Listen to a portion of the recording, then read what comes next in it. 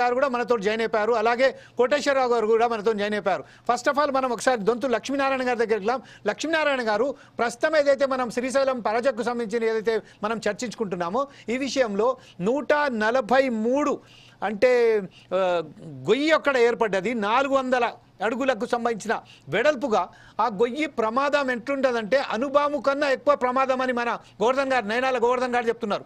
దీని విషయంలో ఆ దిగువ ఉన్న అన్ని ప్రాంతాలలో అన్ని కొట్టుకుపోయే అవకాశాలు ఉన్నాయి. దానికి కానీ పులిచింతల ప్రాజెక్ట్ కానీ, అలాగే ప్రకాశం బ్యారేజ్ కానీ, నాగార్జున సాగర్ ప్రాజెక్ట్ కానీ ప్రతి ఒక్కడికి ప్రమాదం పొంచి ఉన్నది. కానీ ఈ ప్రభుత్వానికి 2009లో వచ్చిన ఒక అంత ఉత్పత్తి గల వరదతోని, అంటే 14 లక్షల క్యూసెక్కులు వాటర్ను నిల్వహించే ఏదైతే 14 లక్షల క్యూసెక్కులు సంబంధించిన వాటర్ నిల్వ ఉంచే శ్రీశైలాన్ని దాదాపుగా 24 లక్షల క్యూసెక్కులు వచ్చాయంటే దానికే మనం అనుకోవచ్చు ఎంత పెద్ద ప్రమాదం ఉన్నదో. మనం ఊహిస్తేనే మనకు భయం లెక్క ఉన్నది. అలాంటి విషయంలో ప్రభుత్వాలు ఇంత నిర్లక్ష్య వైఖరి ఎందుకు వహిస్తున్నారండి? దీని మీద మీరు ఎలా విశ్లేషిస్తారండి? సరే, మీకు ప్యానెల్లో ఉన్నందరికి నమస్కారాలు, ప్రేక్షకులకు నమస్కారాలు.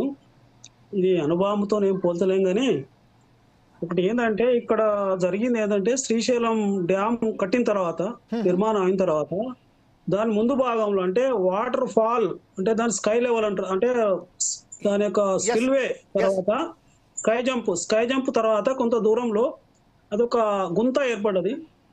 కొంత దూరంలో గుంత ఏర్పడ్డది. దాన్ని మనం స్పంజ్ పూల్ గా పిలుస్తున్నాం. ఫ్లంజ్ పూల్ గా పిలుస్తున్నాం దాన్ని ఇప్పుడు.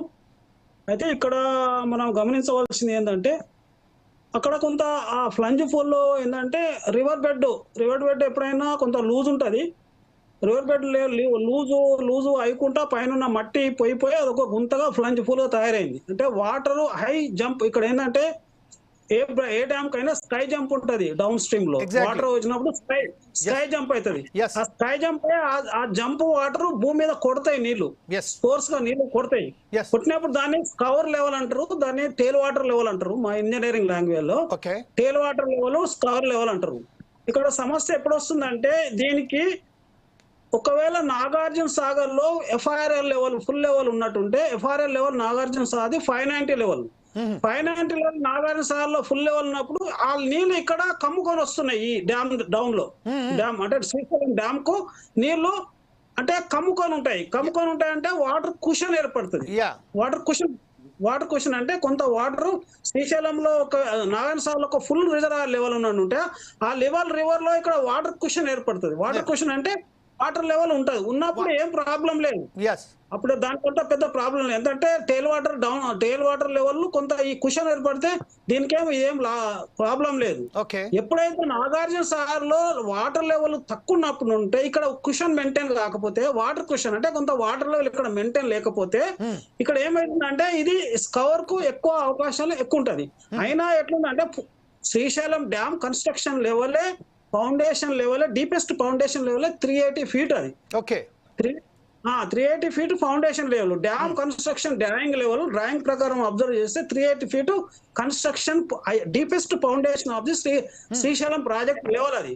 అయితే ఇక్కడ ఈ ప్లంజ్ పూల్ లెవెల్ ఎక్కడి వరకు పోయిందంటే 410 ఫీట్ వరకు పోయింది. ఇది deepest point of plunge pool level అంటే 380 నుంచి 410 అంటే ఇంచుమించు ఇంకా ఒక 30 ఫీట్లు డౌన్ లో ఉంది. అంటే Srisailam dam 380 deepest pound level అనుకుంటే, డీపెస్ట్ పౌండ్ లెవెల్ నుంచి ఇది డీపెస్ట్ పాయింట్ ఆఫ్ ది ఈ గుంట అనుకుందాం, ఫ్లంజ్ పూల్ అనుకుందాం, ఏ గుంత మన భాషలో గుంతనే అందాం సార్, గుంతనే అందాం, ఫ్లంజ్ పూల్ లెవెల్ గుంత అందాం.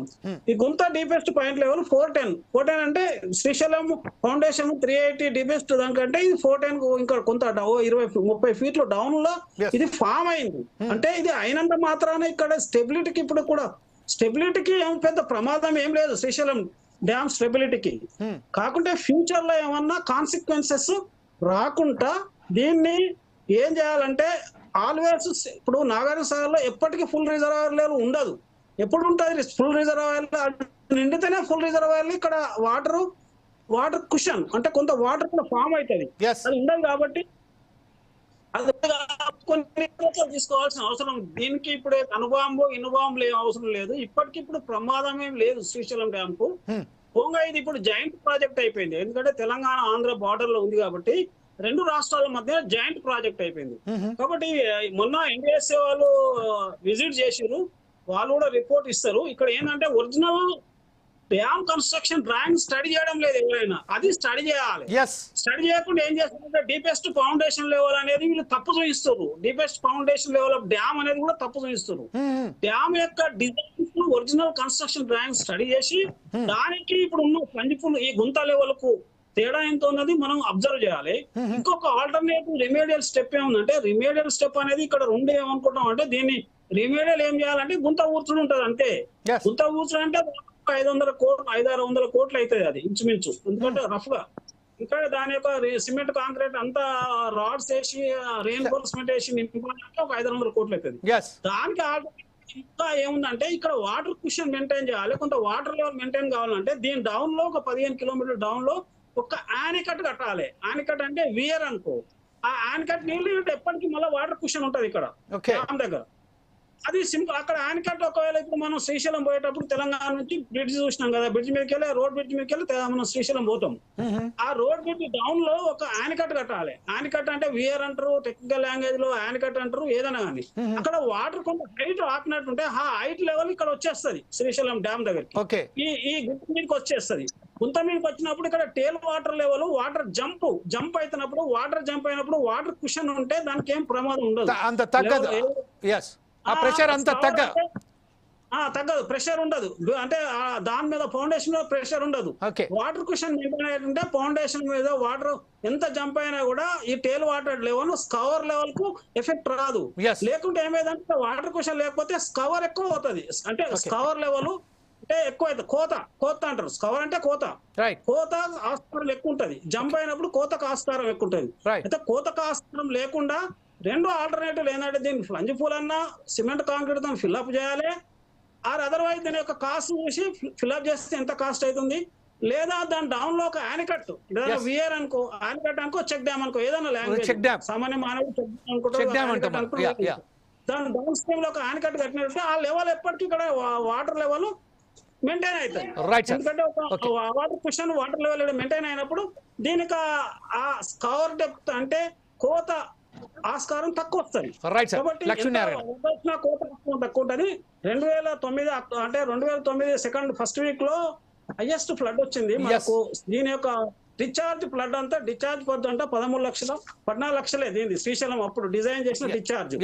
వాళ్ళు కానీ అనువాద కారణంలో అప్పుడు కూడా తప్పే చేసారు వాళ్ళు. ఎందుకు తప్పు వచ్చిందంటే సడన్ గా అక్కడ వర్షాలు వచ్చినాయి కర్నూలులో. ఏంటంటే అప్పుడు వైఎస్ రాజశేఖర రెడ్డి ఉండి శ్రీశైలంలో నీళ్లు ఎక్కువ రిజర్వ్ చేయమన్నాడు.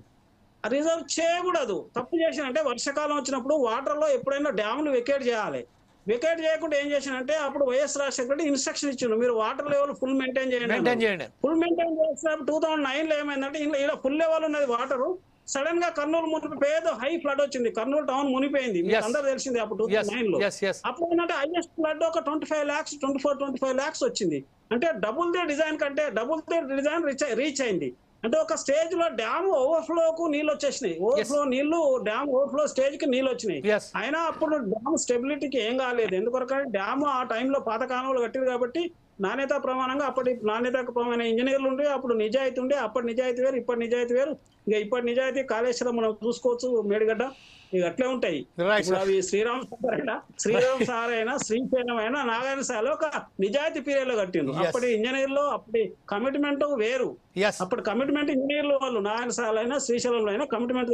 దానికి ఇంకా ముందు పోతే నైజాం పీరియడ్ లో ఇంకా కమిట్మెంట్ ఇంజనీర్లు అప్పటి పాలన, అప్పటి కన్స్ట్రక్షన్ ఇప్పటికి కూడా మన చెక్కు చేతులుతాయి. ఇప్పుడు ఇమాయ్ సార్ చూసినా 1920 ఇమాయ్ సార్, ఉస్మాన్ సార్ గండిపేట, అవి చెక్కు చేయలేదు. చాలా ఉన్నాయి. నిజాం సార్ కూడా 1930 అవి చెక్కు చేదుతలేవు. అప్పటి కమిట్మెంట్ ఎక్కువ. తర్వాత కనీసం ఎర్లీ స్వాతంత్రం వచ్చిన టైంలో మనకు కమిట్మెంట్ ఉండే ఇంజనీర్లకు. ఇప్పుడైతే ఇక అంతా ఇక చెప్పాల్సిన పనే లేదు. కాళేశ్వరం లక్ష్మీనారాయణ గారు, ఒకసారి మనం కోటేశ్వరరావు గారి దగ్గర వెళ్దాం. కోటేశ్వర గారు, ప్రస్తుతం ఏదైతే ఉన్నదో తెలంగాణ ఆంధ్రప్రదేశ్ సరిహద్దు ప్రాంతంలో ఉన్న శ్రీశైలం డ్యామ్ కు సంబంధించిన మనం ఏదైతే మాట్లాడుతున్నామో ఈ విషయంలో ఇప్పుడు మన మిత్రుడు అయితే దంతు లక్ష్మీనారాయణ గారు అయితే చెప్పారో, అలాగే గోవర్ధన్ గారు చాలా క్లియర్ గా చెప్పారు. అంటే లక్ష్మీనారాయణ గారు కొన్ని